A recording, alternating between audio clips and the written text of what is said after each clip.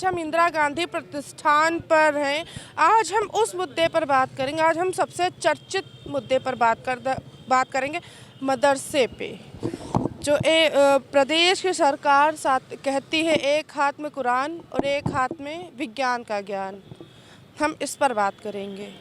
हम जानेंगे लोगों से, हम चीज़ें जानेंगे कि अब मदरसों के अंदर एनसीईआरटी पढ़ाई जा रही है। हम इस वक्त ऑल इंडिया एसोसिएशन की तरफ से जो सम्मेलन हो रहा है उस पर हम बात करेंगे। यहाँ जानेंगे कहाँ कहाँ से। पहले तो लोग आए हुए, कहाँ से हैं आप? मैं गाज़ीपुर से हूँ, ऑल इंडिया टीचर एसोसिएशन के जिला महासचिव। अच्छा, महासचिव हैं आप।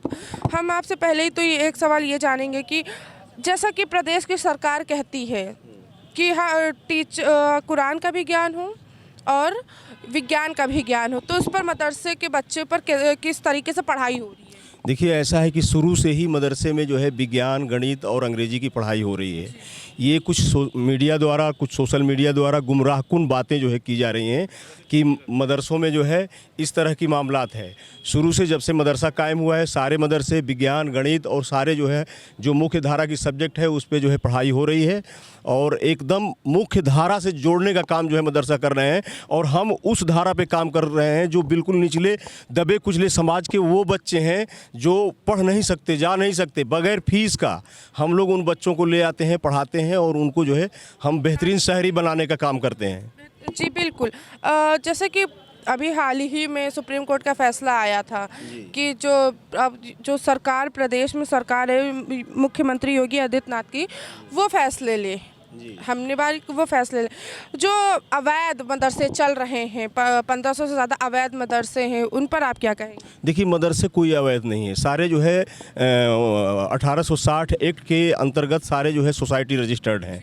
हाँ, हम जो है 2016 से ही बहुत सारे जो है मान्यता के लिए फाइलें जो है लंबित हैं, जो सरकार मान्यता नहीं दे रही है। हम मान्यता लेने के लिए तैयार हैं। उसी मदरसों को जो है सरकार कर रही है जो मान्यता प्राप्त नहीं है, तो मान्यता लेने के लिए हम तैयार हैं। सरकार मान्यता दे, हम जो है बिल्कुल जो है उसके लिए तैयार हैं। कहीं कोई इस तरह की बात नहीं है। सरकार मान्यता दे, हम बिल्कुल तैयार है। क्या मदरसों में एनसीईआरटी पढ़ाई जा रही है? जी, बिल्कुल पढ़ाई जा रही है। बिल्कुल पढ़ाई जा रही है। एनसीईआरटी पढ़ाई है, सारी चीज़ें पढ़ाई जाती हैं। इंग्लिश है, हिंदी है, मैथ है, विज्ञान है, सब पढ़ाया जाता है। यानी कि हम कहें कि मदरसों में अन्य बच्चों की तरीके की शिक्षा भी, सारी शिक्षा दी जाती है, सारी शिक्षा। आप कहाँ से हैं? अम्बेडकर नगर से। अम्बेडकर नगर से हैं। तो वहाँ पर क्या स्तर, जैसे मदरसों के बच्चों को लेकर लोगों की क्या सोच है वहाँ पर? नहीं, अफवाहें फैलाते हैं लोग, बिल्कुल गलत है। सारी चीज़ें पढ़ाई जाती हैं वहाँ। हाँ, मदरसे क्या है, तरबियत की जगह है। वहाँ बच्चों को अच्छी तरबियत दी जाती है, अच्छे से पढ़ाया जाता है। इंग्लिश, हिंदी, मैथ, विज्ञान सब पढ़ाया जाता है। सब पढ़ाया जाता है। तो जब सब पढ़ाया जा रहा है तो सरकार, जो प्रदेश की सरकार है, वो ऐसा क्यों कहती है कि मदरसा एक्ट में सिर्फ कुरान की ही तालीम दी जाती है? इस तरीके की जो सोशल मीडिया है और आप जैसे सब मीडिया लोग, ये मदरसे के ताल्लुक़ से इनका अलग ही सोच है। भाई, आप मदरसा ही एक ऐसी पहली कौम है जो मदरसा है जिसने आज़ादी की लड़ाई में सबसे ज़्यादा भागीदारी रखी। इस मुल्क की आज़ादी में उलमाए किराम का ताल्लुक़, जो मदरसे से निकले हुए उलमाए किराम हैं, उनका कितना योगदान रहा है। अल्लामा काफ़ी रहे हों, अल्लामा फजल हक खैराबादी रहे हों, मौलाना हसरत मोहानी रहे हों, ये सब मदरसे के। और बड़े बड़े जो आप ख़ुद जो सियासी रहनुमा हैं उसमें पढ़े हुए हैं, वो में उसमें हिंदू मुसलमान नहीं। अब ये नफ़रत का मामला है कि हिंदू मुसलमान से देखा जा रहा है। मदरसे में आज भी जो गरीब बच्चे जो लखनऊ आकर और बड़े बड़े यूनिवर्सिटियों में नहीं जा पाते अपने हालात के वजह से, अपने माशी हालात के वजह से, उन बच्चों की तालीम फ्री दी जाती है। और कहीं से भी वहाँ इंग्लिश की भी पढ़ाई है, कंप्यूटर की भी पढ़ाई है। वहाँ के निकले बच्चे आज आप देखेंगे, आपको हज़ारों लड़के ऐसे मिलेंगे जो इंजीनियर होंगे, डॉक्टर होंगे। तो ये जो आपने कहा कि मदरसे में जो एक ही ख़ास मज़हब की तालीम दी जाती है, ऐसा कुछ नहीं है। जी बिल्कुल। क्या जो मदरसों में तालीम दी जाती है, जो आज का साइंस है, क्या उससे रिलेटेड तालीम दी जाती है? बिल्कुल, साइंस पढ़ाई जाती है। साइंस एक पहली बात तो हमारे यहाँ मदरसा, आप ये जान लीजिए कि एक अव्वल से लेकर और इंटर कॉलेज तक की तालीम दी जाती है। कुछ अरबी लिटरेचर हैं, वो पढ़ाए जाते हैं, वो लिटरेचर के तौर पे। अब उसको सारी तालीमें करीब करीब गणित है, विज्ञान है, साइंस है और आपके खेल कूद के मैदान में कला है, सारी चीज़ तो पढ़ाई जाती है। यानी कि कहा जाए कि मदरसों में जैसे आम स्कूल में बच्चों को पढ़ाया जाता है, जैसे आम बच्चों में शिक्षा दी जाती है, बस सब्जेक्ट चुनने का रहता है कि आप संस्कृत लेंगे या आप उर्दू पढ़ेंगे, सिर्फ इस तरीके से मदरसों में भी पढ़ाया जा रहा है। कहाँ से हैं आप? जी गाज़ीपुर से हूँ मैं। गाजीपुर से। शिक्षक हैं आप? जी मैं शिक्षक हूँ। क्या पढ़ाते हैं बच्चों को? मैं इंग्लिश पढ़ाता हूँ, विज्ञान पढ़ाता हूँ बच्चों को।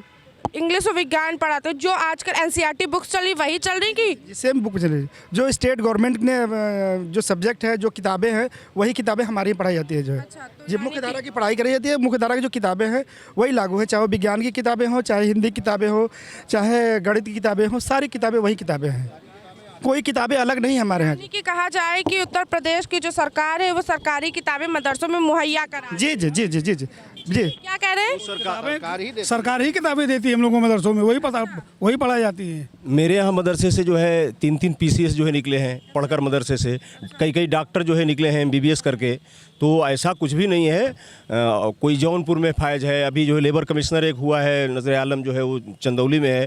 तो मदरसे में सारी जो है मुख्य धारा की पढ़ाई हो रही है। बस यह गुमराहकुन बातें जो है की जा रही हैं कि मदरसे में ऐसा नहीं है। लोगों को जिनको जो है इस तरह के मामलात हैं वो आकर मदरसे में देखें कि किस तरह की पढ़ाई। कौन गुमराहकन बातें करता है? कौन गुमराह फैला? सोशल मीडिया पे मीडिया वाला मदरसे मदरसे मदरसे ये सनसनीखेज जो है फैलाकर मदरसों को जो है बदनाम करने की जो है साजिश की जा रही है। अभी जब आप कह रहे बदनाम करने की कोशिश की जा रही है, जब अभी हाल ही में जब बहुत ज़्यादा मदरसा एक्ट चर्चित हुआ था तो बहुत ज़्यादा जी जी उसी एक्ट को जिसको ख़त्म करना चाहते थे, आज माननीय सुप्रीम कोर्ट ने बेहतर समझा और उसको बहाल किया। तो यही सबसे बड़ी प्रूफ है कि मदरसे किस रूप पे चलते हैं। एक्ट विधायिका बनाई है और विधायिका द्वारा बनाया हुआ चीज़ जो है वो गलत नहीं हो सकता। एक्ट कोई मदरसे के लोग तो बनाए नहीं है, वो सरकार ने बनाया है। तो सरकार की बनाई हुई चीज़ कैसे गलत हो सकती है? तो उसमें मदरसे का क्या कसूर है? वो तो सिर्फ जो है बस कि एक्ट गलत है इस तरह की जो है भ्रम।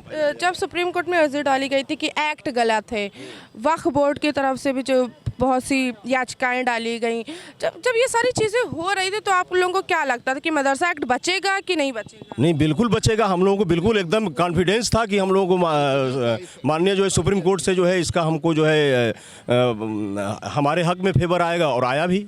जी क्या आप क्या कह रहे थे? ये हमें इतना उम्मीद था, इस हिंदुस्तान की अदलिया ही तो उम्मीद बची है हमें, और हमें उम्मीद थी। उस उम्मीद पर हम माननीय सुप्रीम कोर्ट ने हमें राहत दी, बहुत बड़ी राहत दी मदरसे को। तो हमें उम्मीद है इस मुल्क से, ये मुल्क हमारा मुल्क है, इसमें जो हुकूमत करने वाले लोग हैं वो भी ऐसा नहीं है कि वो हर मौके पर मदरसों को इमदाद दिया है, ऐड दिया है, सारी चीज़ें दी हैं। तो सब कुछ दिया। आपके हिसाब से बच्चे सबसे ज़्यादा विषय कौन सा पढ़ना पसंद करते हैं? आप तो बताइए। विषय तो उसके ऊपर है, वो बच्चों के ऊपर है। जैसे कि बहुत सारे बच्चे को जो सब्जेक्ट पढ़ाएंगे वो पढ़ेगा। वो नहीं, जैसे कि वो तो नहीं जानता है कि मतलब हमको क्या पढ़ना है नहीं पढ़ना है। उसको गार्जियन जो चीज़ कहेगा पढ़ने के लिए, जो उसको पढ़ाया जाएगा वो पढ़ेगा। उसको इंजीनियरिंग पढ़ाएंगे तो इंजीनियरिंग पढ़ेगा। यानी कि मदरसों में बच्चा अपनी मर्जी से पढ़ सकता है कि नहीं? चॉइस हम पूछ रहे हैं। बिल्कुल चॉइस है, चॉइस के अकॉर्डिंग ही तो पढ़ रहा है। उसको मैथ अगर पढ़ना है तो मैथ पढ़ेगा, साइंस पढ़ना है तो साइंस पढ़ेगा, अरबी पढ़ना है तो अरबी पढ़ेगा, पर्शियन पढ़ना है तो पर्शियन पढ़ेगा। पर्शियन पढ़ेगा, अरबी पढ़ेगा। अगर जैसे कि उसका मन है कि मैथ इंजीनियरिंग करने का, तो मदरसा कर लिया, फिर उसके बाद वो इंजीनियरिंग कैसे? भाई हमारे यहाँ इंटर कॉलेज जो भी मदरसे हैं जो उच्च आलिया तक मान्यता प्राप्त हैं, वो इंटर कॉलेज हैं। वहाँ से जो मैथ साइंस जो और इंटर कॉलेजों में पढ़ाया जा रहा है, उसके साथ एक जो है सब्जेक्ट वो अरबी या फारसी जो है उसको दिया जाता है। और वो पढ़कर जो है अपना जिस शोबे में वो जाना चाहता है, इंजीनियर बनना चाहता है, नीट क्वालिफाइड करना चाहता है, उस शोबे में वो जा सकता है। यानी कि हम कहें कि जो मदरसे हैं वो आम कॉलेजेस की तरीके से चलते हैं, बस सब्जेक्ट का जैसे संस्कृत, एक मिनट मेरी बात, जैसे कि संस्कृत चुन ले या तो उर्दू चुन ले, इस तरीके से। यही बात है। अच्छा, यही बात है। जैसे कि लखनऊ में बहुत बड़ी मोइनुद्दीन चिश्ती यूनिवर्सिटी है, बच्चे वहाँ तालीम हासिल करते हैं, तो क्या वहाँ पर जो बच्चे जैसे बाहर से मदरसों के बच्चे आते हैं, तो क्या उन सबको ये चीज़ें देखनी पड़ती हैं कि आप सब्जेक्ट के हिसाब से चुनेंगे या आपको अपने हिसाब से मदरसे के जो यूनिवर्सिटी वहीं से चुनेंगे? देखिए ऐसा है कि जो भी बोर्ड है, बोर्ड को 1 से लेकर और इंटर तक जो है चलाने का हक हासिल है। जो हमारे यहाँ मदरसों में कामिल और फाजिल की जो है डिग्री दी जाती थी, उसको हम लोग 2002 से मांग करते आए हैं कि हमें ख्वाजा मोइनुद्दीन यूनिवर्सिटी से कामिल और फाजिल को जोड़ दिया जाए। और वो ये बताए कामिल और फाजिल क्या है? ये BA और MA है। कामिल जो है BA है 3 साल का और फाजिल 2 साल का MA है। तो यानी कि हर एक चीज़ की कामिल फाजिल और अलग अलग चीज़ें क्या होंगी? क्या मतलब अलग अलग? यानी कि जैसे आपने BA MBA बताया और अदर कोर्सेज को उसमें क्या कहेंगे? तो उसमें सारे अदर कोर्स हैं जो हम तारीख है, ज्योग्राफिया है, विज्ञान है, साइंस है, जिस शोबे से वो जाएगा पढ़कर उसमें पढ़ सकता है। अच्छा, हमारा एक सवाल ये भी है, जो अवैध मदरसे चला रहे, कहीं पे फंडिंग आती है, चीज़ें नहीं, पर उस पर आप क्या कहेंगे? नहीं, फंडिंग ऐसा कुछ भी नहीं, जो भी रजिस्टर्ड है वो सारा जो है साफ और शफाफ है, कोई दिक्कत की उसमें बात नहीं है, कोई अवैध नहीं है, सब रजिस्ट्रेशन एक्ट के मुताबिक रजिस्टर्ड है और चल रहे हैं। जी, आप क्या कह रहे थे? मदरसे कोई अवैध नहीं है। जो रजिस्ट्रेशन है उनको वैध माना जा रहा है, जो रजिस्ट्रेशन नहीं है, जिनको मान्यता नहीं, उनको अवैध कह दिया जाता है, मीडिया के द्वारा किया जा रहा है। ऐसा कुछ नहीं है। मान्यता के लिए वो सारे अपने काम कर चुके हैं, अप्लाई किए हुए हैं, मान्यता बंद है बस 2017 से ही। अगर मान्यता दी जाए तो सारे अवैध हैं, सारे वैध हो जाएंगे, और मान्यता की ना है तो इसलिए उनको अवैध कहा जाता है। वरना मदरसे अपने अकॉर्डिंग से चलते हैं, तैयारी की जा रही, पढ़ाई हो रही है, उसमें जब उस लायक हो जाते हैं तो मान्यता के लिए दरखास्त करते हैं गवर्नमेंट के यहाँ मदरसा बोर्ड में। मदरसा बोर्ड से मान्यता दी जाती है, जो कि 17 से बंद है। 2017 से कोई मान्यता किसी मदरसे को नहीं दी गई है। क्यों नहीं दी जा रही? पता नहीं क्यों नहीं दी जा रही है, ये सरकार जाने। जी, अच्छा, यानी कि ऑल टीचर्स, एक minute, all India teacher association इस वजह से ही ठक्का हुआ है। इसलिए आज हम माननीय जो मंत्री जी हैं ओम प्रकाश राजभर जी, उनके विचार से हम लोग बहुत प्रभावित हैं, बहुत अच्छे काम करने के लिए जाने अल्पसंख्यक, तो इसी वजह से हमारी टीचर एसोसिएशन ने ये सूबाई कॉन्फ्रेंस की है कि बहुत ऐसी चीज़ें रह गई हैं जो सरकार तक हमारी बात पहुंच नहीं पा रही है। उनके ज़रिए से भी सरकार तक पहुंचाना है, जो उनके ज़रिए से हो सकता है उससे हम मदद हासिल करने के लिए आज हम उनको अपना एजेंडा जो है, जो बहुत चीज़ें बची रह गई हैं, जिस पर काम नहीं हो पाया है किसी वजह से, हम उनके ज़रिए से शासन स्तर तक पहुंचाने की। आज की मीटिंग का सिर्फ यही मकसद है कि जो सरकार का एजेंडा है, सबका साथ, सबका विकास, सबका विश्वास, उसी विश्वास में हम भी जुड़ना चाहते हैं कि हमारा भी जो विकास रुका हुआ है, मदरसों का जो विकास रुका हुआ है, उसकी एक मांग मंत्री जी से करेंगे हम लोग। और पूरी उम्मीद है कि सरकार में जब सबका साथ, सबका विकास जिसका नारा है, हमारा भी विकास होगा, मदरसों का विकास होगा। अच्छा, तरक्की करेंगे। ये थोड़ा सा पॉलिटिक्स माहौल बनता हुआ नज़र आ रहा है मुझे, तो हम साथ ही साथ पूछेंगे, जब चुनाव आया था हम थोड़ा पॉलिटिक्स भी लाना चाहेंगे। जब चुनाव आया था, कटोगे बटोगे जैसे नारे आ गए, तो इस तरह का नारा नहीं होना चाहिए। भारत जो है सर्वधर्म रहने वाले लोग हैं, सारे लोग मिलजुल कर यहाँ रहते हैं, कोई इस तरह की बात नहीं है। आज भी भाईचारा जो है कायम है और सब लोग आपस में जो है मिलजुल कर, हिंदू मुसलमान जो भी हैं, सारे लोग आपस में मिलकर रहते हैं, ऐसा कुछ भी नहीं है। अच्छा, तो ये यानी कि आप अपना एक सियासी जो है मतलब एजेंडा है, जो लोग उस तरह की बातें करते हैं। एजेंडा है, ऐसे भी नहीं था कि कटोगे बटोगे, किसको ये जोड़ना चाह रहे हैं, किसको ये तोड़ना चाह रहे हैं। अगर ये देश के हिसाब से देखा जाए, सारे देश को ये पैगाम था कि जुड़ मिल के रहो ताकि हम आगे बढ़ेंगे, तरक्की करेंगे। कटोगे बटोगे नारा से कुछ समझ में नहीं आया कि किसको एक करना चाह रहे, किसको अलग करना चाह रहे। अच्छा, एक सियासी नारा था जिसका फ़ायदा उठाया गया। अच्छा, जिसका फ़ायदा उठाया गया। हम बात करेंगे बांग्लादेश पे, तो तख्ता पलट हो रहा है, ठीक है, जो तख्ता पलट हुआ, उसके बाद अल्पसंख्यक हिंदुओं पर इतना अत्याचार हो रहा है, उस पर लगातार आक्रोशित रैलियां निकाली जाए, आप उस पर क्या कहेंगे? नहीं, तो बांग्लादेश से हमसे क्या मतलब है? हमको तो हिंदुस्तान में आपका पड़ोसी देश, हम हिंदुस्तान में रह रहे हैं। हम यही चाहेंगे कि पूरी दुनिया के अंदर जो है अमन अमान कायम रहे और सब लोग पूरी दुनिया के अंदर आपसी भाईचारा में जो है रहें। हम आज इस कॉन्फ्रेंस के माध्यम से सरकार से ये मांग करते हैं कि 1995 में साइंस टीचर जो रखे गए थे तमाम मदरसों में, उनको जो है केंद्र सरकार ने जो है बजट नहीं दिया, राज्य सरकार ने बजट नहीं दिया।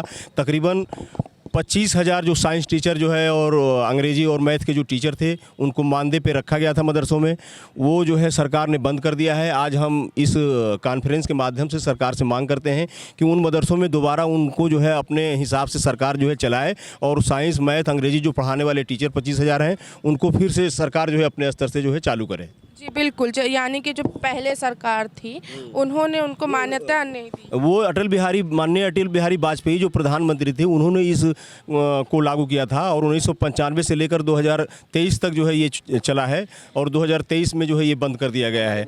तो आज हाँ। हमारे मोदी जी का भी नारा है, एक हाथ में कुरान एक हाथ में लैपटॉप। हाँ, वही मैं जो पढ़ाई हो रही थी उस पढ़ाई में उन टीचरों को अभी तक पैसा नहीं मिला, बहुत दिनों से उनका मानदेय बंद है, जिसकी वजह से अब वो पढ़ा नहीं रहे हैं या आ नहीं रहे हैं, अब उनको काफ़ी दुश्वारियाँ हो रही हैं। तो क्यों पैसा क्यों बंद हो गया? वो राज्य और केंद्र से जो सहायता मिलती थी नहीं मिल रही है, बजट आ ही नहीं रहा है। बजट में क्या केंद्र सरकार 60% केंद्र सरकार देती थी और 40% राज्य सरकार। यानी कि केंद्र सरकार ने जब बंद कर दिया तो राज्य सरकार ने भी बंद। यानी कि जो प्रदेश में सरकार है और जो केंद्र में सरकार है, उन दोनों के मिली जो आपसी तालमेल से पैसा आता था वो आना बंद हो गया। उस वजह से आप लोग यहाँ कॉन्फ्रेंस कर रहे हैं। जी जी जी, कि ताकि वो उसकी भी मांग है और भी जो बहुत सारे जो है मदरसों के मामलात हैं जो आज जोड़ने के लिए ख्वाजा मोइनुद्दीन चिश्ती अजमेरी या किसी विश्वविद्यालय से जोड़ा जाए ताकि मुंशी और फाजिल और कामिल की जो डिग्री है वो किसी विश्वविद्यालय से जोड़ लिया जाए ताकि वो मजबूत हो जाए मदरसे। यानी कि आप मेन एम ये है कि जो मदरसों में पढ़ाई जा रही शिक्षा को एक मान्यता मिली, एक डिग्री के तौर पर एक मान्यता। अगर बच्चा पढ़ जाता है, बच्चा आगे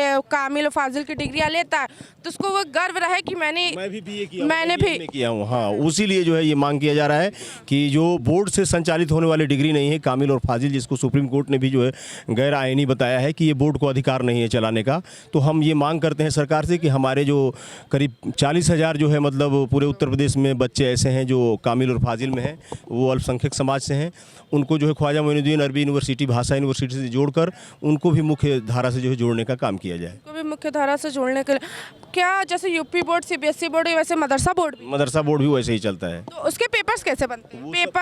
पेपर कौन तय करता? पेपर वेरीफाई कौन? पेपर वेरीफाई बोर्ड करती है, जैसे माध्यमिक शिक्षा करती है, NCERT करती है, वैसे जो है ये बोर्ड जो है पेपर बनाती है। उसमें स्पेशलिस्ट लोग हैं, मैथ के अंग्रेजी के सारे जो है उसमें हैं, वो लोग बनाते हैं अपना। यानी कि कहा जाए कि एक मदरसा भी एक आम स्कूल के तरीके से चलता है, एक आम जैसे बच्चे पढ़ना चाहते हैं वैसे ही पढ़ते हैं।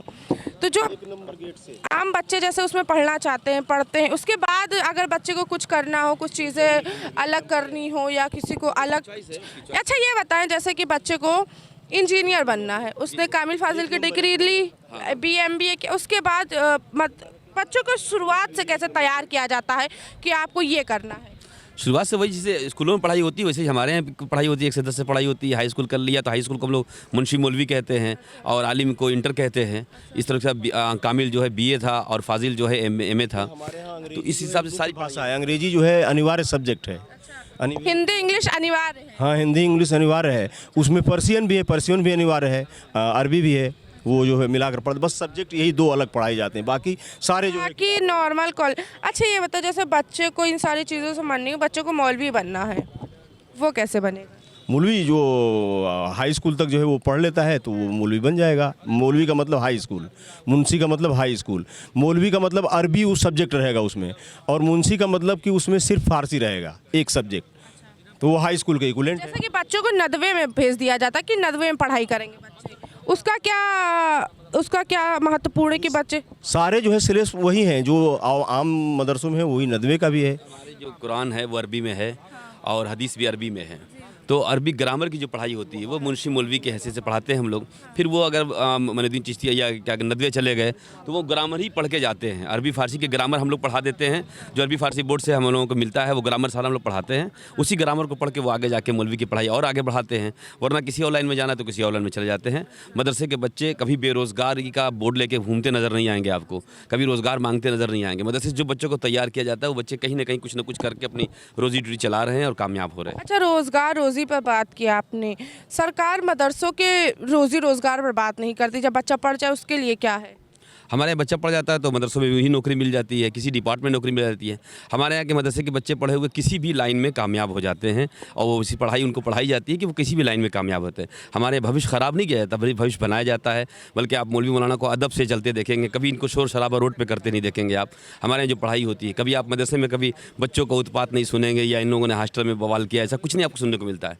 हमारे अदब के दायरे में सारी पढ़ाई पढ़ाई जाती है, इसमें शरीयत भी होती है, दीन भी सिखाया जाता है, अरबी पढ़ाई भी होती है और स्कूल की पढ़ाई पढ़ाई जाती है। तो रही बात मदरसों के में जो लड़के बच्चे पढ़ते हैं, लड़कियां जो पढ़ती है उसका क्या है? उनका भी क्लासेस है, सब लड़कियों की क्लास है, लड़कों की क्लास है। अच्छा, जैसे नॉर्मल कॉलेजेस में, नॉर्मल स्कूल में कंबाइन चलता है, लड़का लड़की साथ में बैठते हैं, तो क्या मदरसों में भी चीज़ें ऐसी हैं? अलग अलग करके बिठाया जाता है।